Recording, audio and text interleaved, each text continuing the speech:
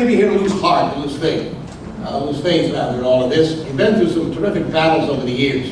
And as we gather here, obviously, we're always looking about tomorrow, what needs to be done today to try to provide more security and better job safety records, better employment opportunities for people.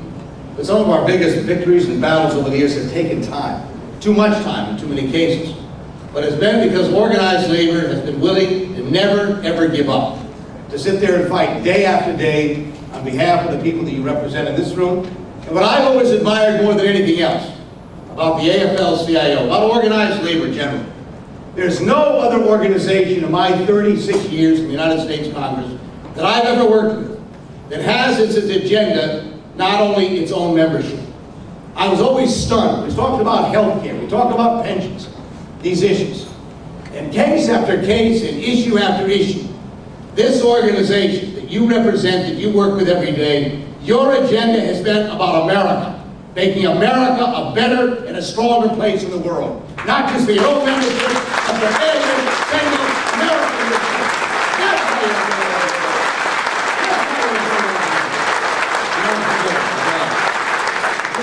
doing it.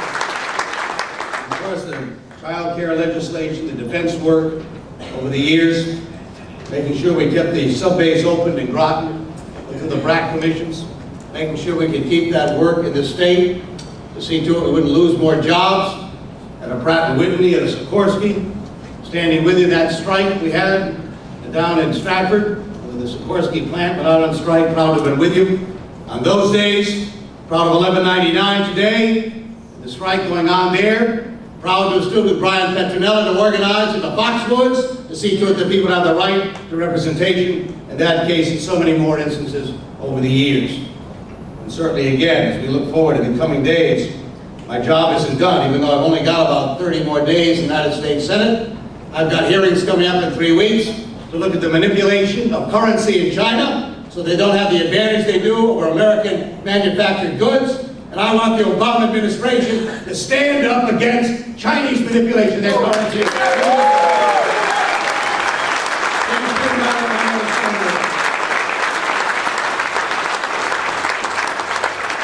And I told Peter Carosa coming in, my great friends, the firefighters, the police, to you, Mark, and Jeff Rother, and to, as well, the emergency medical personnel.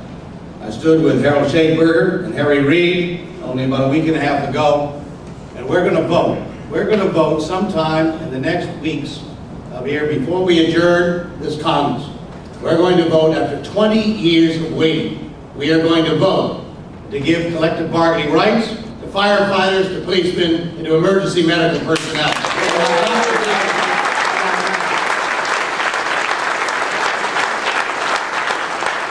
What a difference today. Over the last couple of years, again, as John has mentioned, some of the issues that have come before the Congress. And again, I suppose the marketing of these ideas hasn't been done as well as it could have. But candidly, it had been almost 70 years since Harry Truman in 1948 offered the first national health care proposal at the Democratic Convention in Philadelphia that year. I was 4 years old at the time. My father had just come back from Nuremberg as the prosecutor at the Nuremberg trials. Harry Truman could not get a single elected official from the New England area to second his nomination at the Democratic Convention in Philadelphia. He was a sure loser in that election, he was told.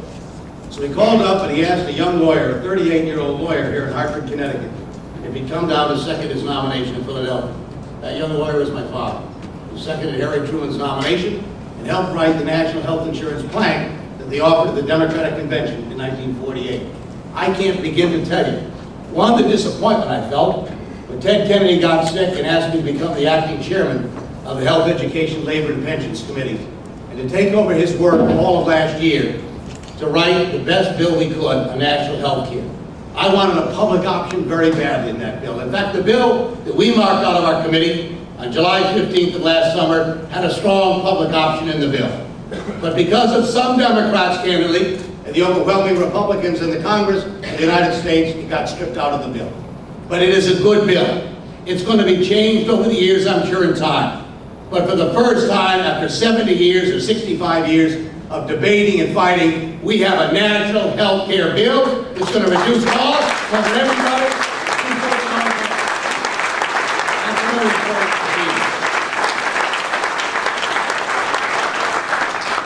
In these coming days, and I know there's a lot of hand-wringing going on, and I'm going to be sort of in the bleachers observing it all here now. But I urge you in this room, there are those who want to repeal the health care bill. There are those who want to kill the financial reform bill, get rid of that consumer protection division. There are those who want to now monkey around with Social Security in a way. And don't kid yourself, it's not about deficits, it's about ideology. They've been opposed to it since the day it was created, and they've been determined for decades to get rid of it if they can. They want to see Medicare changed. They want to raise the age limits. They want to put the most vulnerable Americans at risk once again. Don't have any illusions about the agenda. Don't kid yourself over these next 75 days to believing some of this malarkey you're hearing about that's going on in the country. The audacity of some of these people to talk about the deficits. What the hell are they talking about? They created the damn deficit. And not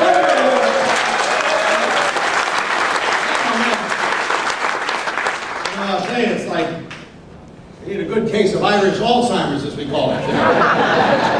We get everything but a grudge here. I'll tell you, sometimes we need to get up and remind ourselves once again of how this all happened. It wasn't ancient history either. It's just months ago that all of this occurred in the country.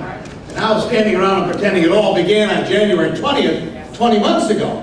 What are they talking about? But if we don't speak up, if you don't speak up, if we don't demand greater accountability in all of this, it's somewhat reminded. Pat Moynihan once said that the last liberal Democrat in the White House was the first term of Richard Nixon, in a sense. He created Section 8 housing, the Environmental Protection Agency, the engagement with China. Now, of course, the Republicans never wanted to give him credit for what he did in the first term. And of course, the Democrats didn't want to acknowledge it either. So it's sort of forgotten history, in a way. I've got this sinking feeling that maybe what's going to happen in this case as well. That if we don't stand up and talk and take some pride in what we've been able to do to begin to reverse things, people have forgotten what it was like, as bad as it is today. 700,000 people lost their jobs in December of 2008, in January of 2009, in February and March of 2009. That's 700,000 a month were losing their work. We were literally on the cusp of falling into the deep abyss of a Great Depression. And so while people are today rightfully still concerned about the lack of jobs being created in the country and what needs to be done in order to get people back to work, this administration, despite the fact they haven't done a very good job of tooting their own horn and talking about what they've been able to achieve, we avoided the kind of problems that would have taken us decades to recover from had we not stood up and made the difference we did. But if we don't talk about it, if we don't engage in that debate, if we don't remind people of what the other crowd got us into and what they want to take us back to in a way, and that ought to be the sole campaign, because people care about the future. What are we going to do to get the country moving in the right direction again? What kind of investments ought to we make?